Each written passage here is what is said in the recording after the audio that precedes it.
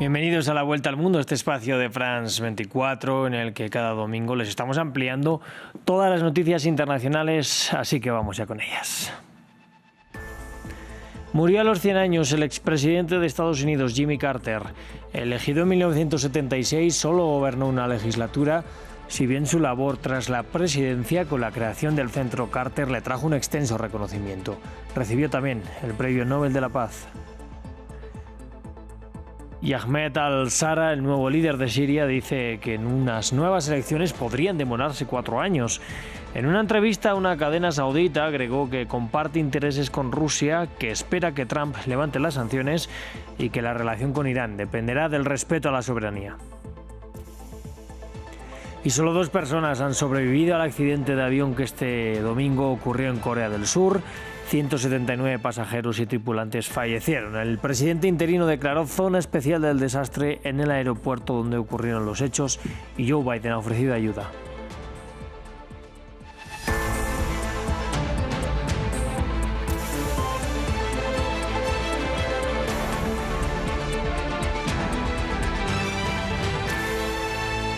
Se ha muerto a los 100 años de edad el expresidente estadounidense Jimmy Carter tras un tiempo en cuidados paliativos.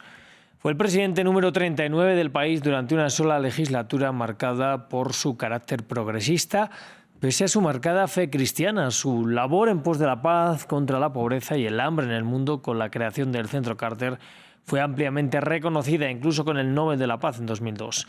Para analizar su figura vamos a hablar hoy con Eduardo Gamarra, él es politólogo y profesor de Ciencias Políticas en la Universidad Internacional de Florida. En primer lugar, gracias por acompañarnos esta noche aquí en France 24. Quería preguntarle por qué Carter, pese a haber estado solo en una legislatura, ha dejado tanta huella en el país. Bueno, fíjate que gente dice que no fue tan buen presidente, pero que fue un gran expresidente. Y aunque creo que eso tampoco realmente juzga su valor como presidente, él tuvo muchos aciertos, transformó, por ejemplo, una enorme parte de cómo Estados Unidos conducía su política exterior. Toda la política de derechos humanos, por ejemplo, que de alguna manera favoreció la transición de dictaduras militares en América Latina, vino bajo esa administración. La paz en el Medio Oriente, esa famosa de 13 días en Camp David, donde él trajo homenaje a Begin y a Anwar el-Sadat, 2 individuos que jamás se hubieran reunido si no hubiera sido por la convocatoria de Jimmy Carter, que de alguna manera demostró que un presidente norteamericano podía tener una influencia positiva en procesos de paz en el mundo, y eso le valió el Premio Nobel de la Paz eventualmente. Entonces yo creo que si bien toda esa obra que ustedes reseñaron, esa obra como expresidente, los grandes aciertos como expresidente y particularmente el Centro Carter, tampoco debemos minimizar los logros, particularmente en política exterior, durante su presidencia. Pues quiero hablar precisamente de 2 de ellos. Jimmy Carter devolvió el canal de Panamá precisamente a Panamá y auspiciosos acuerdos de Camp David de los que usted nos habla. Hoy son 2 puntos, sin embargo, en entredicho. ¿Han matado sus sucesores este legado internacional? Bueno, mira, el presidente Carter dijo en una ocasión que Estados Unidos, que los mejores momentos de Estados Unidos no estaban sea por detrás, sino que aún tenían que llegar. Y hoy en día yo creo es que estamos en un país tan polarizado, un país tan diferente, particularmente en 1976 a 1980, un país donde lo que antes caracterizaba particularmente a los políticos en este país, donde no había un cuestionamiento a la motivación del contrincante, donde el contrincante era eso, era un nacional adversario político. Toda esa era ha cambiado, y ha cambiado de manera notoria, donde hoy en este país tan polarizado, el adversario no es adversario sino enemigo, y particularmente en los próximos años pues veremos hasta qué punto se revierten grandes logros como, en mi opinión, el tema del Canal de Panamá. Bueno, hablaba usted también del Centro Carter, de la tarea que tuvo como expresidente. ¿Qué papel ha tenido en estos últimos años? Como bien ha dicho también, recibió finalmente el Premio Nobel de la Paz. Claro, mire, el Centro Carter, que es el equivalente de las grandes bibliotecas presidenciales, todo presidente cuando culmina el periodo funda una biblioteca, y desde Carter empiezan con los centros, como el Centro Carter, que se dedica a muchísimas cosas, desde observación electoral, por ejemplo. Jimmy Carter observó elecciones en muchísimos países del mundo. Yo tuve el privilegio de estar con él y con su señora en Atlanta, en el Centro Carter, cuando él se preparaba para ir a Bolivia. Él me pidió, yo soy de origen boliviano, él pidió que yo fuera y le hablara un poco de la situación boliviana, de la historia boliviana. Y él se tomó varios días de preparación para hacer un solo viaje para ver el proceso político en Bolivia en el año 2005. Y así lo hizo en muchísimos países del mundo. Controversial a veces, por ejemplo, la declaratoria del Centro Carter que las elecciones del 2007 en Venezuela habían sido libres de fraude. Esa controversia le duró mucho tiempo, hasta recientemente, el 28 de julio, donde también el Centro Carter fue la organización que francamente definió el fraude colosal que cometió Nicolás Maduro en estas últimas elecciones. Entonces, el Centro Carter se ha convertido en un referente de observación electoral, pero también de muchas otras cosas. Fijémonos, por ejemplo, en cómo un presidente y expresidente iba y construía casas para gente de recursos escasos.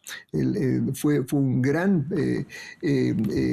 apoyó muchísimo y participó muchísimo en esta organización que se llama Habitat for Humanity. O sea que un presidente fuera de serie, y curiosamente, en este ambiente político que tenemos, hay mucha gente, particularmente de los que piensan que fue un mal presidente, que hacen referencia a él cuando hablan, por ejemplo, de alta inflación, cuando hablan de mal manejo económico, cuando pues habría que entender un poquito más ese momento para realmente saber qué es lo que llevó a la crisis de los años, claro, desde los años 70, ¿no? Pues le quiero dar las gracias por habernos ayudado un poquito más a entender cuál fue la figura de Jimmy Carter hoy, que finalmente ha fallecido. Muchas gracias por estar con nosotros. Un gran placer. Vamos a hablar ahora de Siria, porque el líder de facto del país, Ahmed al-Shara, trazó varias de las ideas políticas que tiene para Siria en una entrevista que concedió a una cadena saudita. Al-Shara señaló que las elecciones podrían demorarse hasta 4 años y agregó que espera integrar en el ejército a las fuerzas kurdas. El líder del grupo islamista radical HTS, que gobierna Siria desde que derrocaron a Bashar al-Assad, aseguró que espera que Donald Trump levante las sanciones contra su país y que comparte intereses estratégicos también con Rusia. La relación con Irán, dice, va a depender del respeto a la soberanía del nuevo gobierno sirio. Y vamos a hablar de la salud del primer ministro de Israel, Benjamin Netanyahu, quien se encuentra en buenas condiciones y consciente tras haber sido sometido con éxito a una operación de próstata. Se espera que permanezca ingresado aún unos días para su recuperación. La operación del primer ministro ha terminado y gracias a Dios todo salió bien. Estamos en la sala de recuperación. No hay sospecha de malignidad o cáncer. Y hoy Azerbaiyán rindió homenaje a las 38 personas que fallecieron esta semana en el accidente aéreo. Además, el presidente Ilham Aliyev responsabilizó directamente a Moscú. Dijo que la aeronave comercial había sido derribada por Rusia de manera accidental. Ayer Vladimir Putin se disculpó y agregó que se había abierto un proceso para investigar, pero no reconoció una responsabilidad rusa. Sin embargo, el Kremlin afirmó que sus defensas aéreas estaban activas al momento del accidente. Y en Corea del Sur también 179 personas han fallecido en un accidente aéreo este domingo y solo 2 miembros de la tripulación han sobrevivido.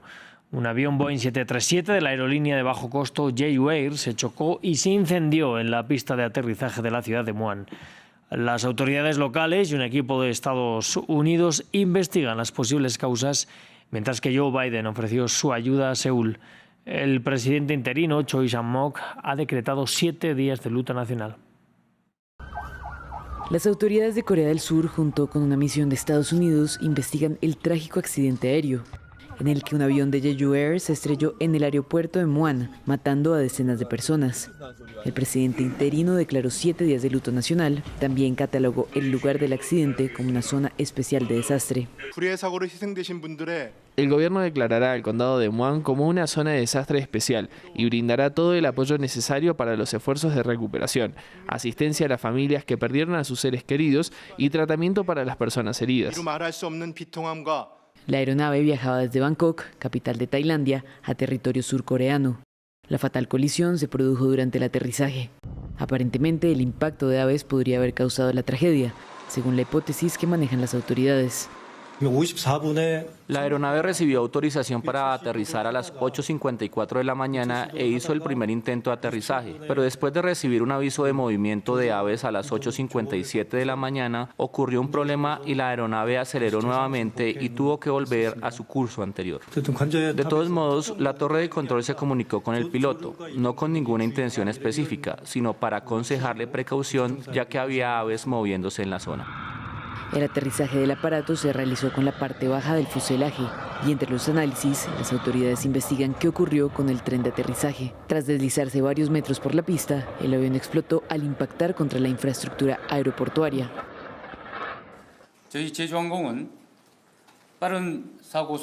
Jeju Air hará todo lo posible por esclarecer la situación rápidamente y apoyar a los familiares de los pasajeros. Además, junto al gobierno, haremos todo lo posible para averiguar la causa del accidente. Según los directivos de la compañía, el avión estrellado no tenía antecedentes de accidentes y tampoco habría arrojado señales de fallas técnicas. Y en España se cumplen hoy 2 meses de la Dana, el fenómeno climático que devastó parte de la Comunidad Valenciana. Miles de manifestantes y decenas de tractores recorrieron las calles de la capital, Valencia, para pedir la dimisión de su presidente, Carlos Mazón. Lo acusan de negligencia en su gestión de las inundaciones que causaron más de 220 muertos. Nos lo cuenta Lea Urel. En medio de las fotos de sus seres queridos fallecidos, estos manifestantes han representado a Carlos Mazón con las manos llenas de sangre. Por tercera vez desde las mortales inundaciones del 29 de octubre, marcharon para pedir la dimisión del presidente de la Generalitat, denunciando el hecho de que las autoridades regionales no enviaron a tiempo las alertas de emergencia a los teléfonos de sus ciudadanos ese día. El jefe del gobierno regional debería dimitir porque quedan preguntas pendientes como ¿qué hacía el 29 de octubre en el restaurante Ventorro? No sabíamos dónde estaba. Estuvo 5 horas desaparecido. Esperamos al menos unas explicaciones a todos los valencianos. Carlos Mazón ha admitido haber cometido errores, pero se ha negado a dimitir y ha afirmado que el organismo responsable de medir los caudales de agua no envió avisos suficientes. En medio de este juego político de culpas, el rey Felipe VI de España aprovechó su tradicional discurso de Nochebuena para recordar las víctimas de la catástrofe e instar al país a mantener la calma. Hemos comprobado y entendido la frustración, el dolor, la impaciencia, las demandas de una coordinación mayor y más eficaz de las administraciones. Por eso es necesario que la contienda política, legítima pero en ocasiones atronadora, no impida escuchar una demanda aún más clamorosa, una demanda de serenidad. Este año, la Navidad ha tenido poco de celebración en los miles de hogares afectados por las inundaciones del 29 de octubre, especialmente para las familias de las 223 personas fallecidas, de las 3 que todavía se buscan y del operario que murió en unas labores de limpieza en noviembre. Y nos vamos hasta Croacia, que este domingo votaba en primera vuelta de las elecciones presidenciales. Los resultados oficiales señalan que habrá balotaje. El actual presidente y candidato por el Partido Socialdemócrata, Zoran Milanovic, se alzó con el 49% de los sufragios, por lo que acudirá a segunda vuelta con el conservador Dragan Primorac. Según los sondeos, Milanovic, que se presenta como contrapeso al partido gobernante durante 25 de los 33 años del país ex-yugoslavo, ganaría el balotaje del próximo 12 de enero. De esta forma nos vamos a despedir. Sigan conectados aquí a France 24, que enseguida volvemos con mucho más.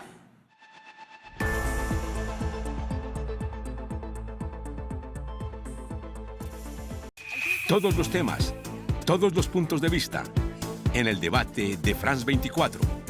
Análisis, contexto, polémica, la actualidad internacional en todas sus aristas. Sea parte de El Debate en France 24 y France24.com.